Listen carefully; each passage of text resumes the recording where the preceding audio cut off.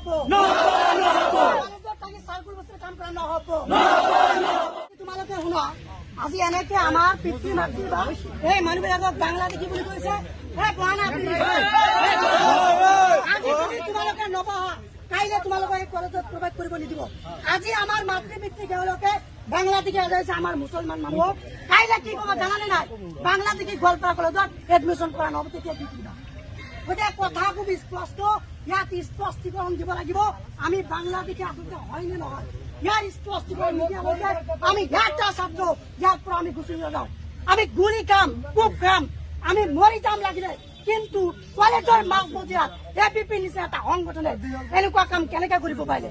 এই কলেজখন আমাৰ পূৰ্বপুৰুষ, আমাৰ বাপ দাদাসকলে অতি তেজ আৰু কষ্টৰ বিনিময়ত তিলে তিলে গঢ়ি তোলা এইখন কলেজ, আৰু ইয়াত ABPয়ে সাম্প্ৰদায়িক সংগঠন লগাই হিন্দু আৰু মুছলমানৰ মাজত কাজিয়া লগাব, এইটো আমি মানি ল'ম।